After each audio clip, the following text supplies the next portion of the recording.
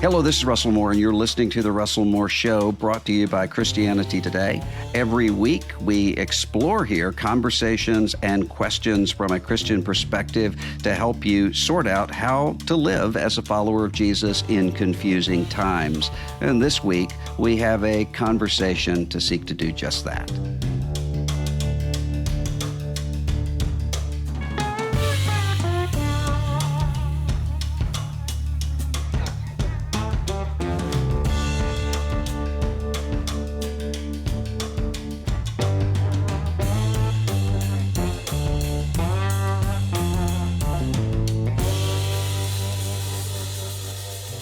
With rising political violence in America and around the world, it can feel hard to know what to do.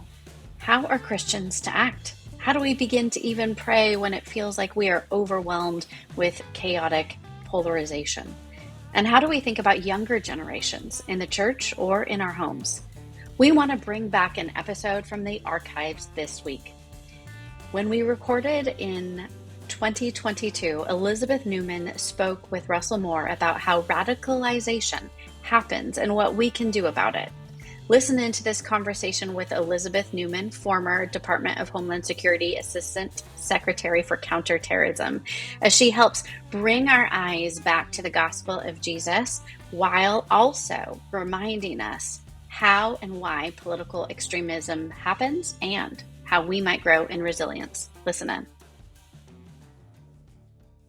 The way the news cycle works right now, something absolutely unbelievable can happen, and then a week later, we've all forgotten it.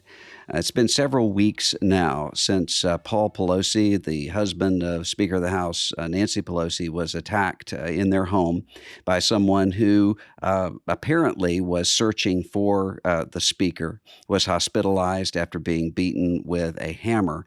And what was surprising to me about this is not the shock that could happen in America. We've seen all kinds of awful things happen in the United States. It was the response to it from some people, including a lot of professing Christians who were having jokes about this attack on social media and that sort of thing, which really revealed a kind of callous nature to violence in America. And so I was thinking then, just as I had been for several weeks with all of the ways that we're kind of holding our breath in the United States, especially since January 6, 2021, for any time in which political violence could erupt. I was wanting to talk to the person that I trust the most on these issues of domestic terrorism and violence, and that's Elizabeth Neumann, who was formerly the Assistant Secretary for Counterterrorism and Threat Prevention in the Trump administration's Department of Homeland Security. And she's now a commentator on ABC News and is Chief Strategy Officer for Moonshot, a social enterprise working to end online harms such as child sexual exploitation, news disinformation, violent extremism, gender-based violence, human trafficking, all of these various things that can happen online, and applying an understanding of ethics and human rights and democracy to those things. Elizabeth, thanks for being with us today. I'm so delighted to be with you, Russell. Thanks for having me and for addressing this topic on your show. Yeah, I wish we were talking about happier things than political violence, but it really is something that we need to all be thinking about in American life right now. I'm curious, when something like this happens, you're somebody who has devoted your life to analyzing, understanding sort of the mindset behind people who would carry out violent acts.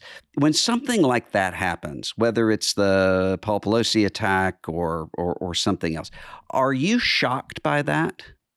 Or is that something that you kind of are expecting right now in American life? I'm sadly not shocked.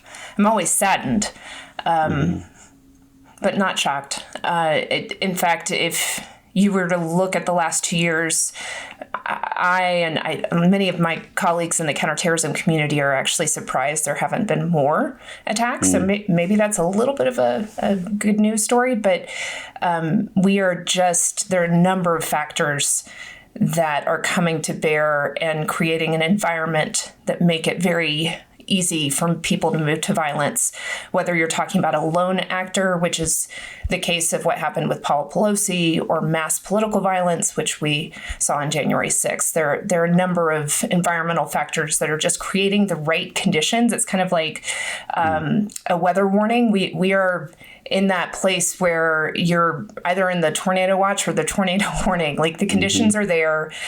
It's very hard to predict where it might occur, who and what the vectors are and the targets, but it's going to happen. And so no, I'm sadly not shocked anymore.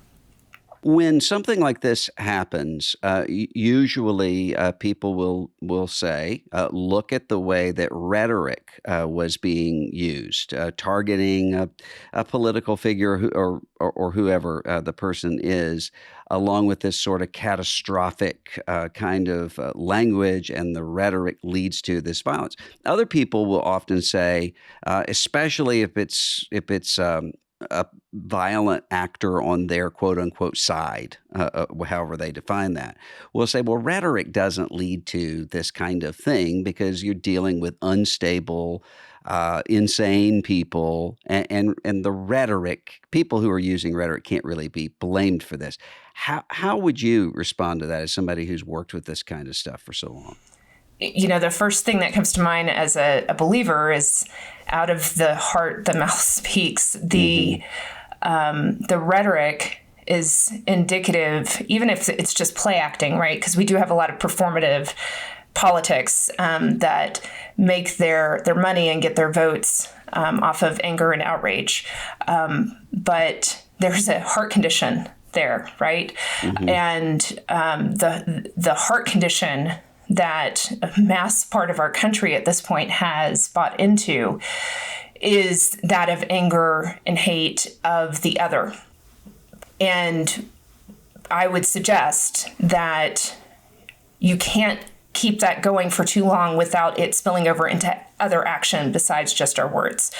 Now, let me put my counterterrorism hat on. What we know about political violence, about terrorism, the precursors to getting somebody to a point where they will use violence to achieve their ends, you have to create this cognitive opening. Now, there's a little bit of a little caveat here around people with mental illness. There's other factors there. If somebody is mentally ill, the words actually can accelerate that violent action faster. But most terrorism is not conducted. If you look at the prevalence of the mental illness in the general population compared to those who have committed attacks, it's about equal. So it's wrong to say that it's a mental illness problem. There might be mental health challenges involved. I would submit that is definitely a factor that we need to be doing better as a society in helping people address grievance and address difficult times in their life. But it is not a mental illness. So let me set aside mental illness and just talk about the average person out there. When you steep yourself in angry rhetoric and grievance constantly, there will be side effects. And for some people, those side effects might just be that you have high blood pressure, or that you're an angry person and you have a hard time having relationships. It has an ill effect on society, on your family, but maybe it's not the worst case scenario. But some percentage of people have a number of factors that come into play. They have other vulnerabilities in their background that make them susceptible to that angry rhetoric, and they radicalize. Now, I like to use J.M. Berger's definition of extremism, and his definition is when you when decided that the outgroup, whoever that is, poses a threat to your in-group's success or survival, and therefore hostile action is necessary.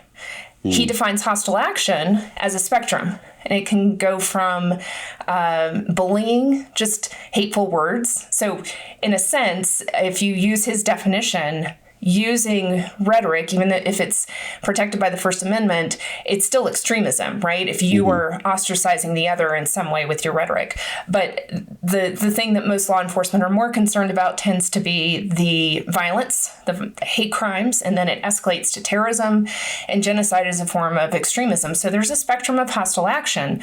The concern we have is that when you have so much of extremist rhetoric in the general population constantly, especially on certain news channels, it will have a radicalizing effect on some individuals. And we're talking about a very small percentage of people that are vulnerable. However, anytime you start bringing that extremist rhetoric into the mainstream, a small percentage of 330 million people is still a lot.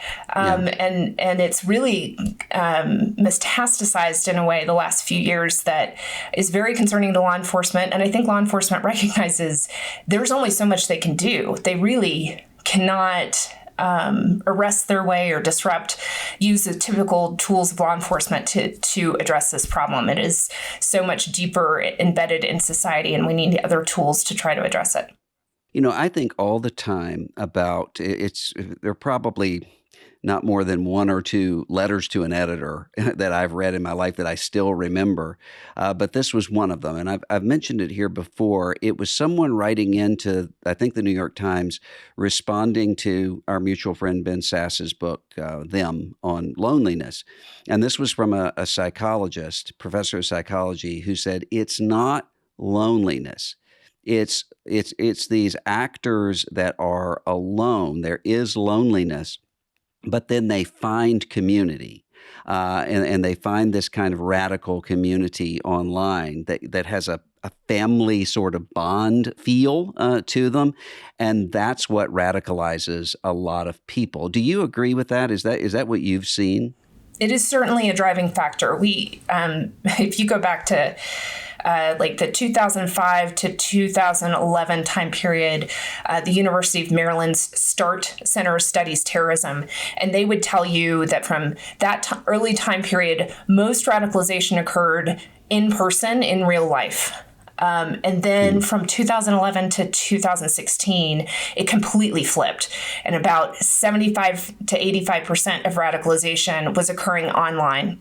And so what does that mean? One, it means our job is harder, right? If somebody is having to meet with somebody in person to get that piece of literature or to have the conversation, it's going to move slower, and there's more opportunities for law enforcement to detect that something might be amiss. When it's online, it's anonymous. You can access anything you want, and you are more likely to stumble upon it. Whereas in the other offline mode, you kind of have to be proactive, and either somebody has to be proactive in recruiting you, or you have to be proactive in finding it. So there is a huge aspect to radicalization occurs through networks and through a sense of belonging is largely one of the drivers behind, or the lack of belonging and the need to find belonging is one of the key drivers behind radicalization. So whether you're finding that belonging in person, now 15 years ago, now it's largely online, and I would argue it's false. It's false intimacy. It's false belonging, but it's meeting a need that has gone unmet in that person's life. Yeah. Well, there was a person who had worked in some social media companies and is very concerned about social media, who was speaking on a panel I was on a few months ago, who talked about this experiment of setting up an Instagram account for this fictional person and just watching the way that fictional person could be offered white supremacist accounts within just a matter of days, just because that account was liking very mainstream sorts of political or news sites that would just kind of move more and more extremely. Is that something that you're concerned about, the way that the algorithms can actually slow motion radicalize people, even if they're not seeking it out necessarily at first? So the data is a little inconclusive on this point right now. There have definitely been studies on Facebook and Instagram's especially around the election period, and how quickly somebody could literally set up a profile, not touch it, and within weeks be offered QAnon conspiracies and other types of extremist content. So that is concerning. Most people have enough resilience factors in their life that they're not going to be susceptible to random things in their feed. They're more likely to be persuaded by somebody they know suggesting that they look at something.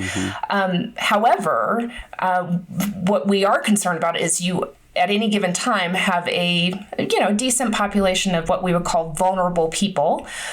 These are people that have risk factors in their life that maybe have through no fault of their own, and they may.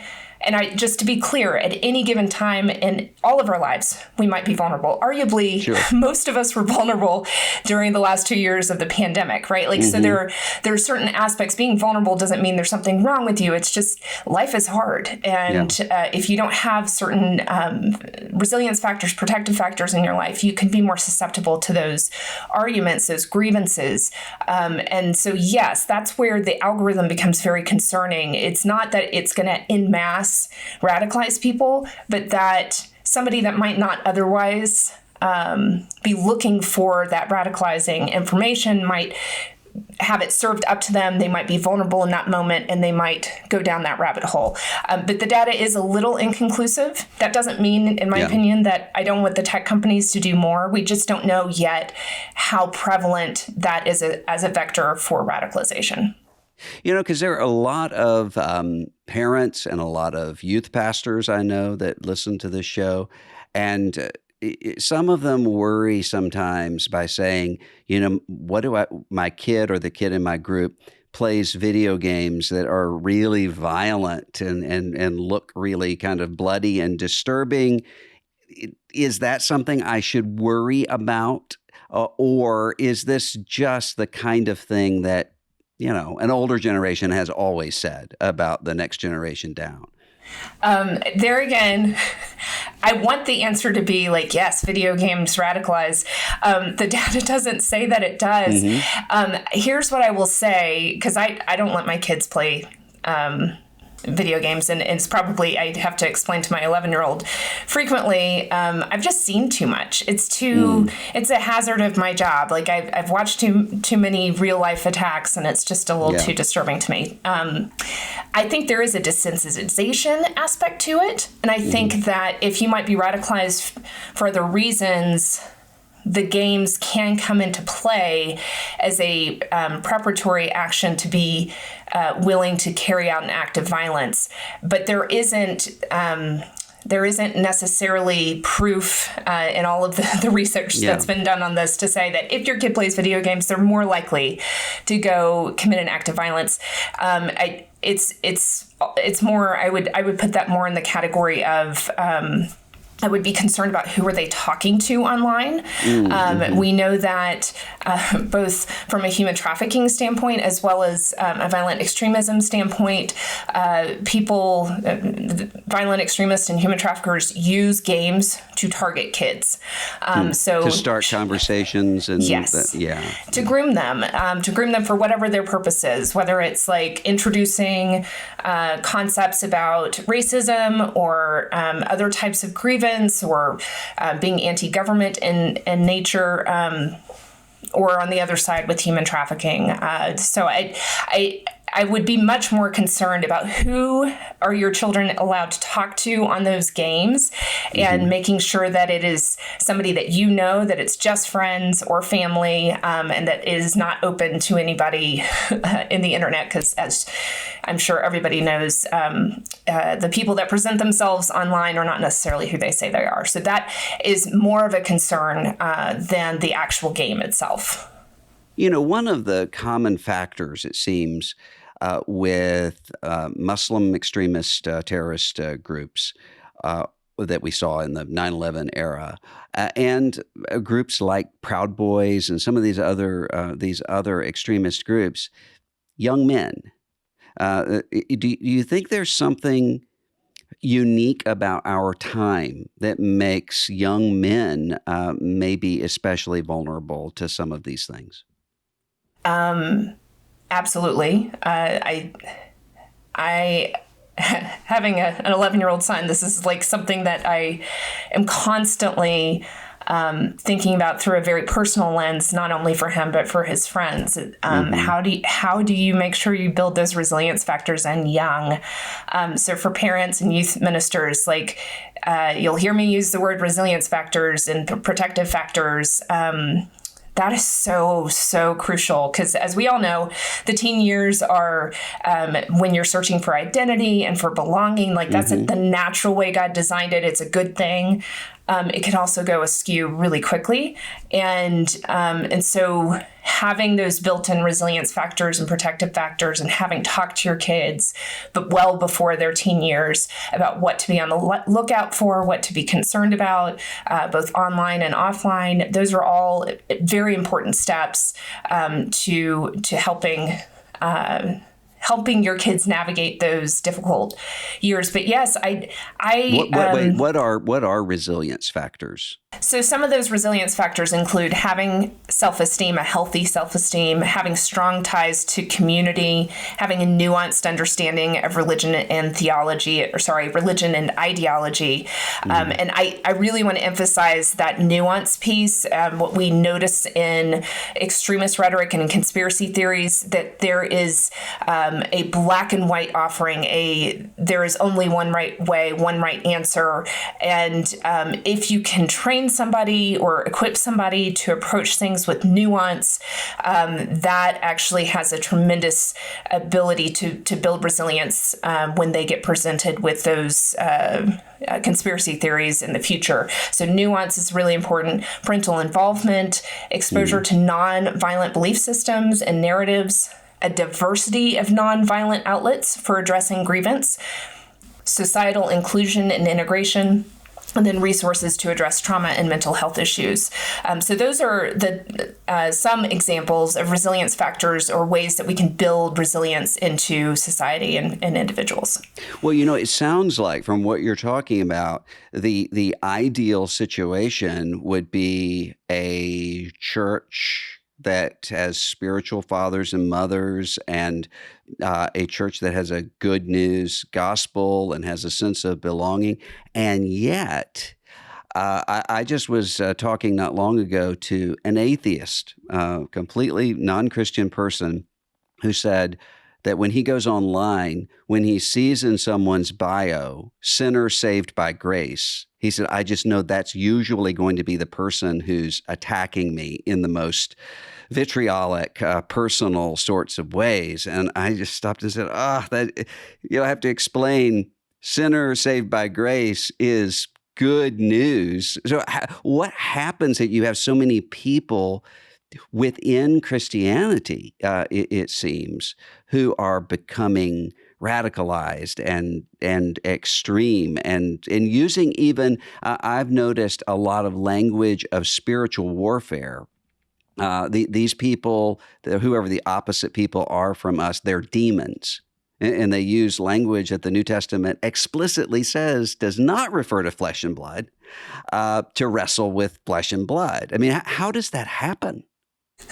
This is the question that I've been wrestling with for several years. You've been a huge help in helping me wrestle with that. But look, we have a discipleship problem, huge discipleship problem.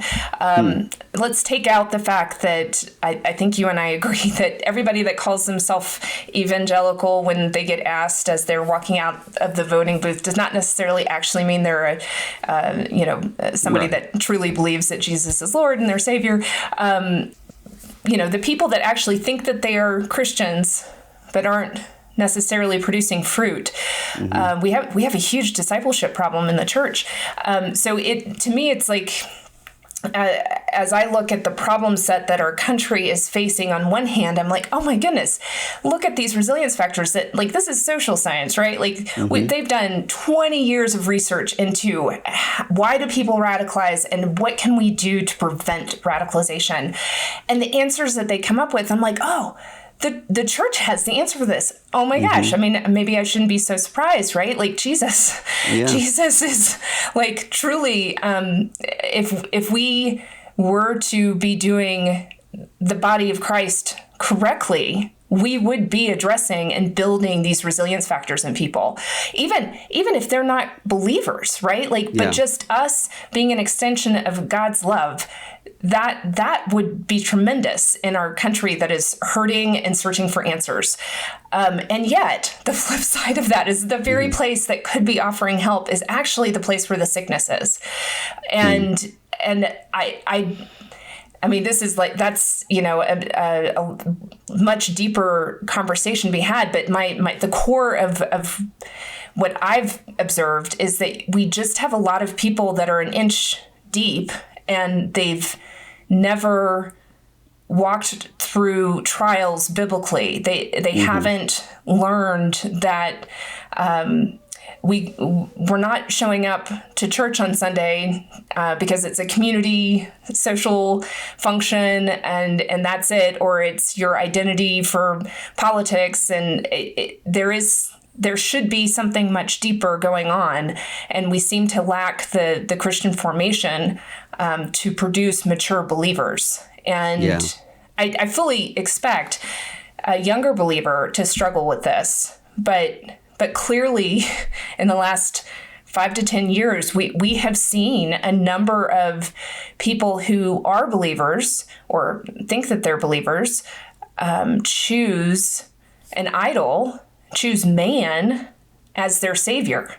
And what comes to mind is Jeremiah 17:5 through 8, where the warning to the Israelites is, don't trust man.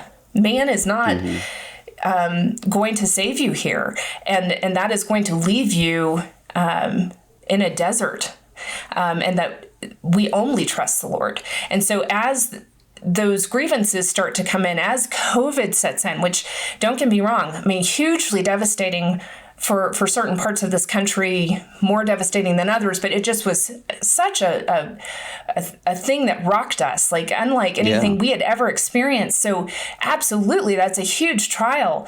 And yet we kept looking to government and to man and to, take, wanting, like, what do you do when you feel out of control? You try to go gain control, right? Like, and it was driven by anger, driven by, trying to address those needs because something had been taken from us, and it wasn't a let's turn to the Lord. It wasn't a I'm going to trust God here. At societally, I mean, there are plenty of healthy, good churches that did this very well. I don't mean to dismiss that, but societally, we clearly were exposed that the church in America is not deeply rooted. It is not producing good fruit. We have a pretty big discipleship problem. Well, what pastors would say is, how do I even start to address this? Because all of those inputs that you're talking about, that people are getting, maybe they're getting their news sources from the internet or from a really bombastic sort of cable news or something else. That's all coming at them all the time. And a pastor says, how do I even start to address that when I have an hour a week in a good situation, maybe 2 hours, but that's really it? How can pastors or leaders or others, how can you even start with something like that when that's hitting people all the time? I would say that the things that built the resilience factors for me were seeds planted 15 years ago. And it was in-depth Bible study. It was being in a small group and praying for people. It was having normal trials and having people around me point me to the Lord and say, you can trust him, he will provide.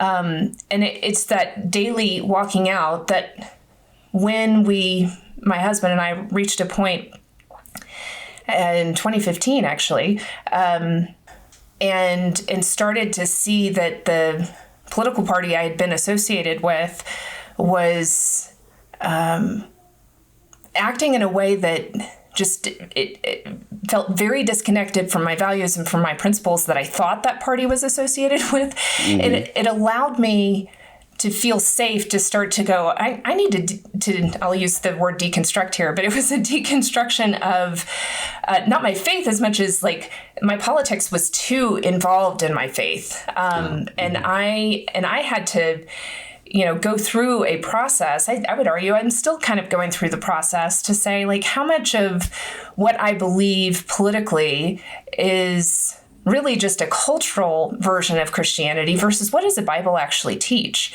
And thankfully that I had time and community and a lot of time in the Word, so that when that process needed to happen, while it was unsettling, it wasn't like the rug was being pulled out from underneath me.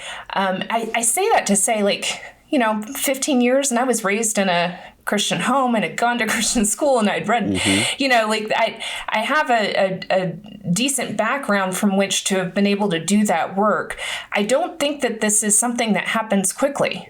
I really do think that we are in a generational process here. And I don't, the Lord can do whatever he wants. He could pour out the Holy Spirit tomorrow and eyes be opened. But I do think that we're in this period of great deception of a lot of people. And so for the pastors and the parents and the ministry leaders who are looking at the size of the problem and going, what do I do? Do be faithful where God has placed you and trust that even if it's just a handful of people that you are shepherding or encouraging, like God has a purpose for that. But as I know you have spoken about before, what the church looks like 50 years from now, it probably is not going to look as big as it did 50 years ago. And that's maybe okay, because then maybe we're being pruned to get back to that good fruit. And for the souls that are actually lost and don't realize it, that might be a good thing. It might be a really good thing for them to come to the discovery that they've been worshiping a false god in their politics and their societal beliefs, as opposed to the creator of the universe. And the more we can draw a contrast and just walk faithfully. It's very, and I would say quietly. It doesn't have to be something very loud, but faithfully teach the scriptures. The scriptures will convict. I mean, it was the book of Jeremiah for me, and studying it when my 11-year-old was, I think he was 1 year old, right? So 10 years ago, I'm studying the book of Jeremiah, and the Lord has convicted me over and over and over again on a whole bunch of things. It could be any book of the Bible that you are called to preach through. And the Lord can use it, but there is nothing that can replace just the steady teaching of God's word and being in community with people and encouraging people to keep looking at Jesus and not the chaos that's around us. That is the great resilience factor, right? We know where our hope is. It's not here. It sounds like as you're talking, I'm thinking about conversations I've had. I've gotten to where I've started asking people who are experts in this sort of thing. I'll always ask, what's something that people can do to help young people who right now it seems maybe they're going to college or trade school or going out on their own and are facing tremendous mental health issues. And I said, I'll always ask, what's the one thing? And every one of them has said, it's not about making sure that your children leave without mental health issues.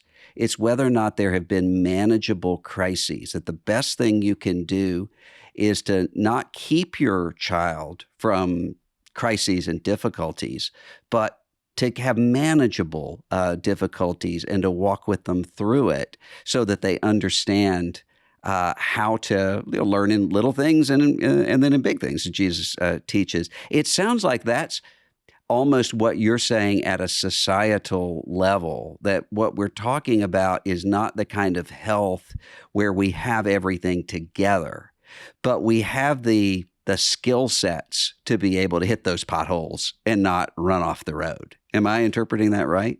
Absolutely. And I love that vision. That's great for me as a mom to keep in mind when I just want to protect them. But yes, no, there's something to, going through the small thing, and when the next trial comes along and it's harder, you can look back, right? Jesus, God's constantly telling Israel to remember his faithfulness, and he will prepare us for that next trial if you let him, if you pay attention to what he might be leading you to learn or to be engaged with. But yes, societally, it's kind of similar. Like we need I'm gonna borrow from a Homeland Security metaphor. I recall 2005, Hurricane Katrina. I was working at the White House at the time, and we were the team. I was on the counterterrorism team, but I got pulled in to do response. And of course, afterwards, there was a whole bunch of lessons learned and how could this happen? And I just remember having this moment of the American people think that their government is God. That they actually seem to think that we should be powerful and strong enough to never let a bad thing happen. Yeah. You can't totally blame the American people. The politicians, when they run for office, kind of make all these promises that we can solve all of society's ills, we can fix it all, we can protect you, we can keep you safe. And the reality is, we're as humans so small, and a healthy respect for not only the nature and things that we can't control keeps us humble to be able to not get into this false sense of entitlement and belief that we can control things. And if even, if you take the religious perspective out of it, like just even having a humble perspective of humanity, when the trial comes, helps you to go, yeah, some bad things happen. And it makes the grievance less likely to be exploited as, see, somebody's out to get you. It's that conspiracy mentality. When bad things happen, there's got to be a reason for this. There's got to be a reason why COVID happened and ruined, the plans I had, or, took somebody away from me, or took, my lifestyle away from me. And you want to blame someone. And if we all had a little bit more humility about the limitations that we have as human beings, that we can't do it all. I do think that there's a modern sickness. Alan Noble's book talks about this, that we just have been sold this bag of lies, that we can have it all, that we can self-actualize, that we can be our own. And there's like tremendous burden in trying to be your own. And that leads to tremendous anxiety and depression. Yeah. And so if we could, I clearly, I think Jesus is the solution here, that we belong to him and not as our own. But if you want to take it at a broader societal level, if we could restore to society a sense of respect for the limited nature of human beings, the fact that we do need to live in community. We can't just be our own. That has, I think, led to things like significantly higher rates of anxiety in teen girls, and the apathetic challenge of young men ending up in their parents' basements, playing video games, to the incel culture, involuntary celibate, which is responsible for some pretty violent mass attacks in recent years. Like, all of that's coming from this place of feeling a sense of hopelessness because we think we're supposed to be able to achieve this, and we find out that we can't, and then we end up either struggling to try to overcome and achieve the thing that we could have sworn we were supposed to have, or we just give up. And we've got to reframe society's goals in a way that bring back some of our humanity that that would then allow us to have some of those resilience factors to deal with the potholes in life. Well, what about, because I know I started out talking about young men, particularly in kind of next generation radicalization, but it's very rare that I hear from someone saying my son or my big brother or whoever has gone off and joined the Proud Boys. That has happened, but not often. What does happen every day is I hear from young Christians who will say, what do I do about my mom and dad who have really gotten into, maybe it's QAnon, or maybe it's some sort of, I've known people whose parents have gotten involved in left-wing kinds of conspiracy theories too, kind of echo conspiracy type things as well. But they've gotten involved in a conspiracy theory, or they've been radicalized, not in the sense that they're going to take up arms, but they're just angry and scared. And these younger Christians will say, look, I don't want to argue with my mom and dad. I love my mom and dad. I want to spend time with them. What do I do? So all of the data and research tells us you cannot argue somebody out of their ideology. So if they're fully radicalized, if they're hook, line, and sinker in, the best thing you can do is to love them and to be there. The people that have successfully been de-radicalized from extremist ideologies will tell you the key factor in their de-radicalization was love. Yeah. Which makes sense, because when we look at why people radicalize, it's because they're searching for belonging and significance. So the antidote to that being love, it actually makes complete rational sense. But it's the exact opposite of what we want to do in the moment when a loved one is telling you, you got to believe me about these QAnon deep staters, and you got to protect your kids. It can be really, really difficult to have those conversations. So I'm not saying this flippantly, but it usually does not help to try to engage on the conversation itself, but being present, loving them. And you never know when, prayer, obviously, pray. And you just never know when that opening might occur. It may take years, and it may never happen. When we look at it from a counterterrorism perspective, we often say the goal is disengagement, not de-radicalization. Because it's easier to convince somebody to disengage from potentially harmful behavior, potentially violent behavior, than it is for them to give up their ideology.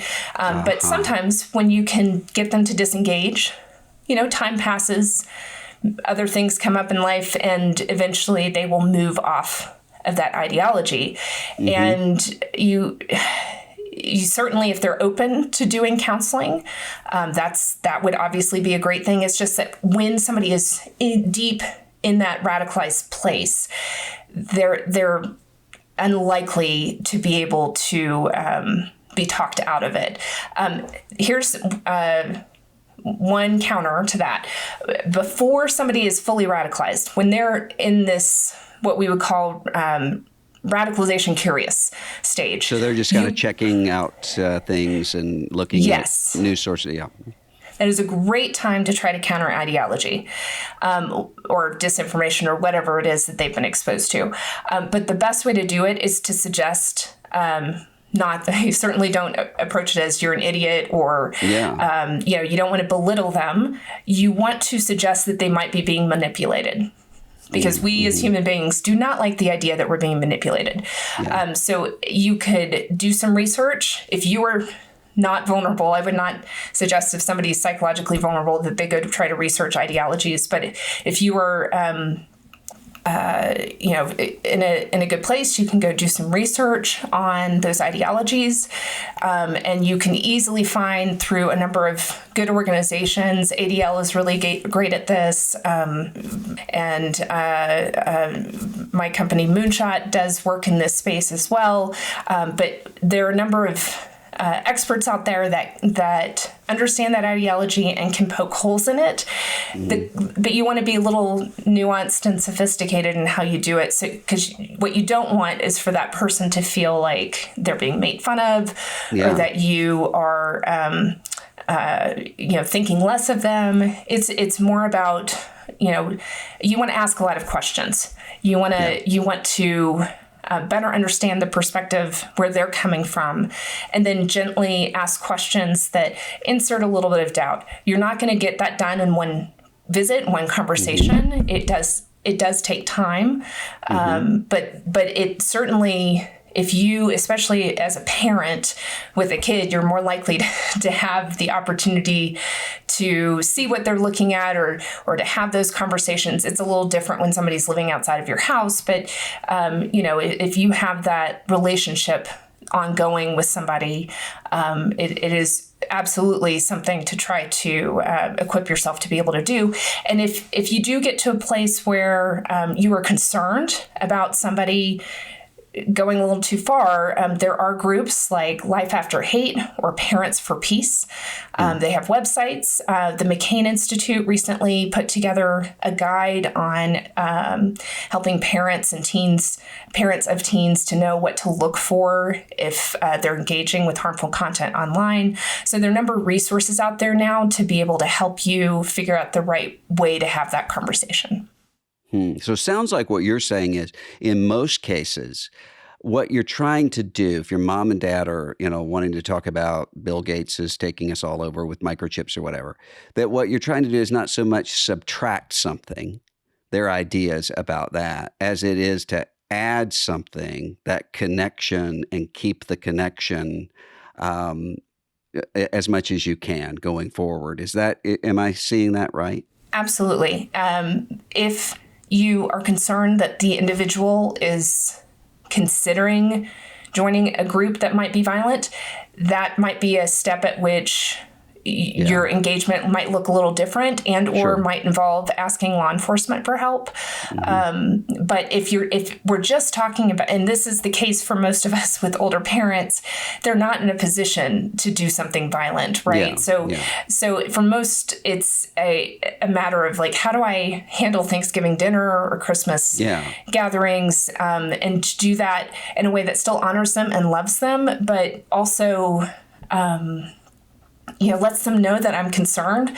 Yes, it is about, I love you no matter what. And when you have those opportunities to point them to something healthier, like scripture, like, have you been in church lately? Are you doing a Bible study? Like anything that can redirect them to something healthier, get their mind focusing on other things. That's really great. I realize that for many, especially as people advance in age, it's harder to get out of the house. They have more time on their hands to watch the TV and watch, be on the computer. So it's challenging, but the most important thing is your presence in their life, your unconditional love.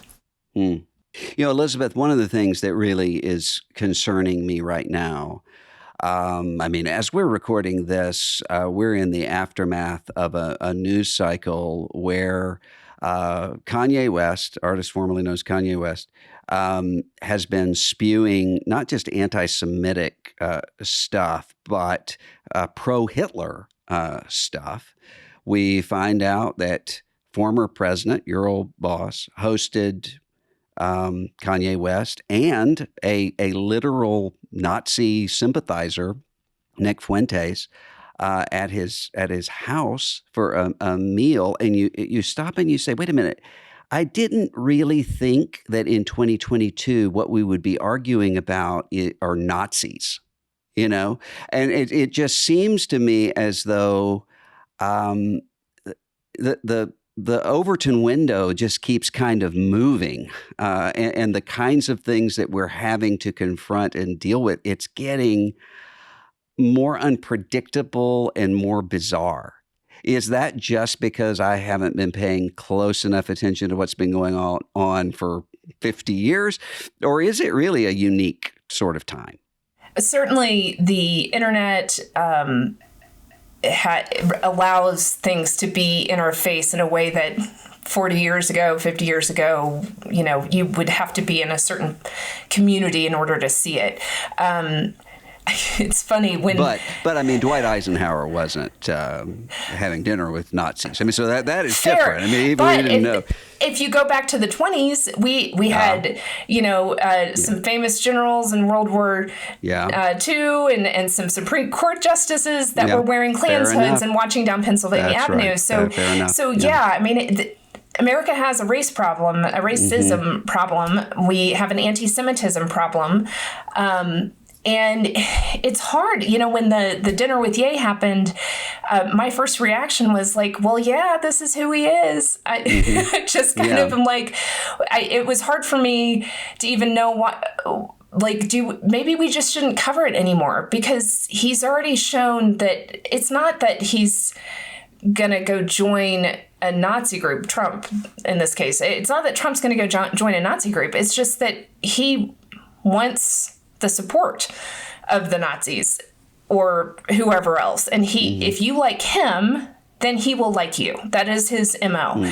And has no filter unless he has the adults around him to be able to know, like, oh, yeah, no, you can't do that. You can't have dinner with a neo-Nazi and an anti-Semite. So this is his character. This is shouldn't be a surprise to any of us. And yet, at the same time, I find it a little concerning that I don't know if we're doing a good job of educating the younger generations about everything from anti-Semitism to white supremacy to, like, it is kind of interesting to me that the reason this seems to be able to grow and spread and that it has become mainstream is because people don't have that sharp memory of the Holocaust. And it's faded enough to where we're like, oh, it's okay. I mean, like, I don't believe that stuff, but if they want to be in my party, that's cool. And, they can give me money, they can get my vote. And it used to be so seared on the collective conscience that there was a natural purge or pushback anytime something would try to get into that mainstream. And that's gone now. It is rather concerning to me that we, as a society, don't seem to be aware of how dangerous some of these ideologies are. Well, Elizabeth, you're a Christian, and yet you're working, I don't mean and yet, but and also you're working in these areas that are really dark. I mean, domestic terrorism and racial radicalization and child exploitation and trafficking, all of these issues. I mean, these are heavy issues. How do you work in that area and just not give up and just collapse under it? It just seems like it would take a unique kind of preparation to keep your heart from getting to despair when you look at all these ugly things. Oh, it's funny. I think the first 10, 15 years of my career were so driven by a single-minded desire to make sure that what I felt on 9/11, no other American would ever have to feel again. And I say that in a personal sense, but I know that every single one of the colleagues that I've worked with during that time period, that's what it was for us. Never again. We're not going to let that happen. And in some ways, that allows you to kind of ignore some of these side effects. And I would say that some of the people that have come into the field, into counterterrorism and countering extremism field in the last 10 years have done maybe a good job of educating us older people about the importance of taking care of our own mental health, and that these that exposure to these ideas, exposure to the constant stress of fear of the next attack, it does take a toll. It takes a toll on families and on your mental health. And the moment where I am now, both in the work that I'm doing, and then compared to where I was as a very young person during the post 9/11 period, the Lord provided in both periods, but it's been different. And the first period, I look back and my faith was pretty weak at the time, and I totally credit my parents and others who were praying for me and preserving me during that time period. And in the more recent years, I went through those trials we talked about earlier, and you start to realize that and this comes down to nuance. You can both want good things for your country and want to provide a safer place for your children, and know that the ultimate hope is not here. Yeah. And that God, I know how it all ends. Yeah. So that doesn't mean that there isn't pressure from time to time and tough calls to make, and life and death at times, not inside government, not outside government. But when you're able to lean into the Lord for that, there's an aspect of like, I believe in his sovereignty, and I believe that he is good, and that not that horrible things don't happen in this world, they do. But I guess it's those two things. I cling to his sovereignty, I cling to his goodness, and then I constantly am preaching the gospel to myself and refixing my eyes, but that hope in what is coming, not in the present circumstances. And however he wants to use me, my family, others that I can encourage to perform his work is great. Like that's what it is. But I will tell you, it was maybe 2 years ago, right after the 2020 election, that I really felt God stripping away, like, oh, you think hope is going to come from a healthier government, or you think hope is going to come from a party coming together and like realizing that they had been, deceived. Like, nope, it's not coming from anything worldly. And so I still, am convicted from time to time of, I was placing my hope in something that God did not design me to put my hope in. So it's still like a daily thing that I have to work on, but that's how I endure the dark pieces of it. But can I also say one other thing? Like when you start to understand why people buy into this ideology, it actually creates an empathy, because in a bit of like, there, but for the grace of God go I.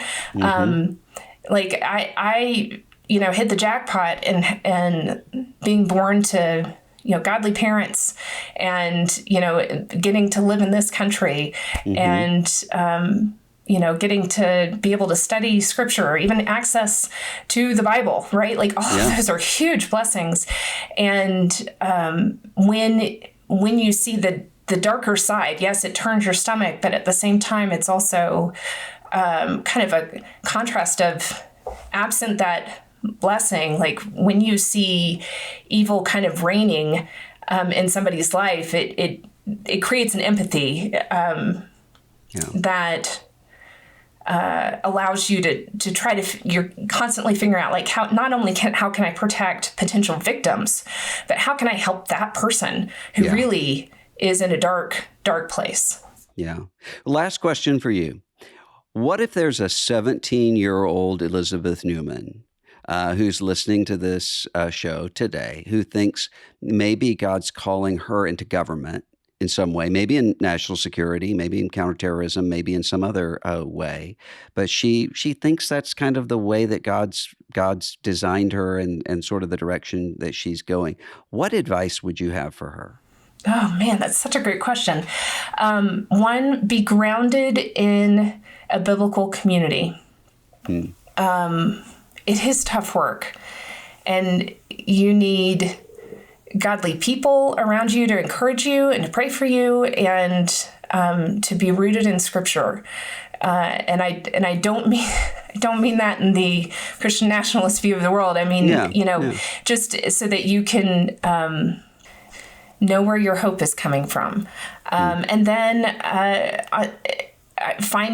find a. There's some excellent programs out there in national security, and in homeland security, depending on which field you want to go into. But there are a number of different tracks. My career was a very abnormal one, so I don't know that it's one that you can plan. But what I can glean from my experience, it was take advantage of the opportunities as they come up. You never know what kind of door might open, and you go, well, that's not the path. That's not what I planned. But sometimes God opens those doors and redirects you into a different way. So be open to those opportunities. Be humble. Be hungry. Work hard. All of those, sadly, in the workforce, finding somebody that's a hard worker and humble is harder and harder to come by. Read a lot. Read. That's a good word. Elizabeth Neumann, I'm thankful to God for your expertise and your heart, and it's been great to have you on the program today. Thanks for being with us. Thank you, Russell. I loved being with you guys today.